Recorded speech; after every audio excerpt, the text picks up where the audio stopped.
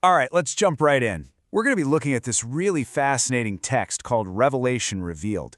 And what it does is it takes one of the most, well, sensationalized figures in all of history, the Antichrist, and it just flips the whole concept on its head.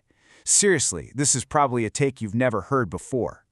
So when you hear that name, the Antichrist, what pops into your head? For most of us, right, it's this image of a single, super charismatic world leader, someone who rises to power, deceives the masses. It's a very external, almost cinematic idea of evil. But here's where this text throws a massive curveball.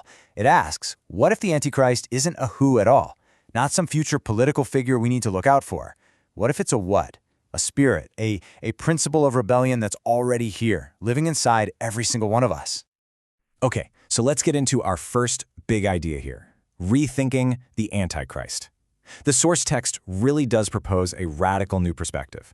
It argues that the real battle, it isn't about looking for some enemy out there. It's about understanding a conflict that's already happening within. And here is the core idea, the whole thesis, really. The source argues that the Antichrist is the spirit of rebellion present in every human heart.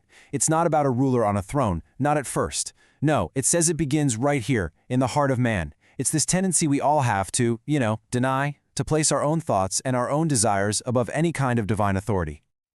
So, how does the text illustrate this? Well, this brings us to our next section, the battle inside.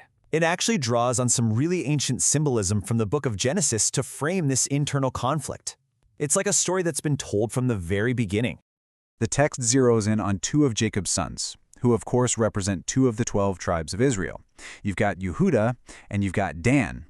And it presents them as more than just historical figures. They're symbols, right? They represent these two opposing forces that exist inside every single person. And this is where it gets really interesting. Look at this direct comparison. On one side, you've got Yehudah. He's associated with the scepter of righteousness, the promise of the Messiah, the whole line of kings. That's one force. But then, on the other side, you've got Dan, and he's symbolized by the serpent, linked to corruption, idolatry, straight-up rebellion.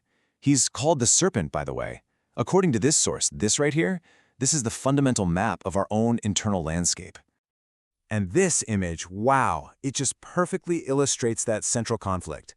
You see the Lion of Yehudah, which symbolizes our righteous nature, overpowering the deceptive, corrupting influence of the serpent within. It's literally a battle for control of the human heart. And the text backs this up with a quote from Ecclesiastes, which really hits home.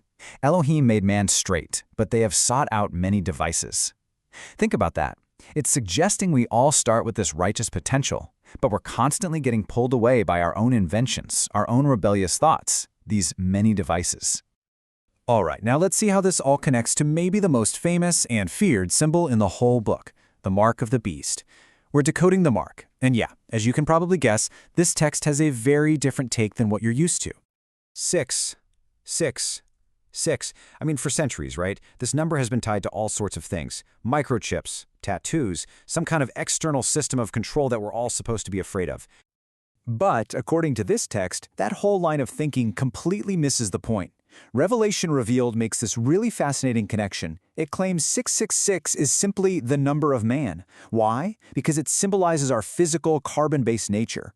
Get this, carbon is fundamentally made of 6 protons, 6 neutrons, and 6 electrons. So from this perspective, 666 isn't something that's coming for us, it's a number we're all born with in our very flesh. So if that's the case, then receiving the mark isn't about some physical implant at all. No, it's a spiritual choice. It's what happens when a person decides to live entirely by the flesh, when you exalt your own mind, trust only in your own strength, and worship your own idols. Things like pride, greed, or lust, you're basically worshiping yourself. That, the text argues, is taking the mark. Okay, so if the serpent represents this internal spirit of rebellion, there has to be a counter to that, right? The source argues there's also an internal force for deliverance, and this is where we get to our next section, the branch versus the serpent. So, what is the branch? Well, that's the source's term for the Messiah, Yahshua, who, remember, comes from the line of Judah. This figure is presented as the direct counter to that Antichrist spirit.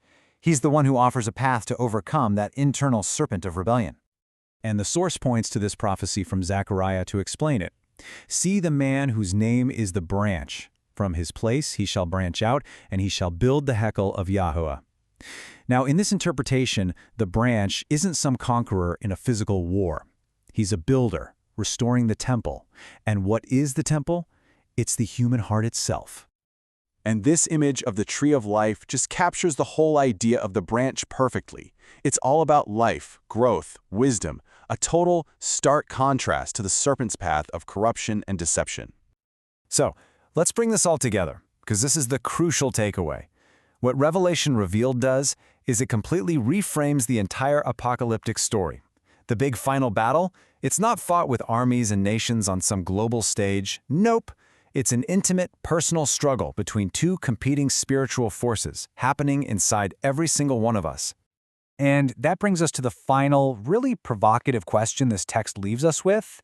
If the battle is internal, then the outcome, well, it all comes down to a choice.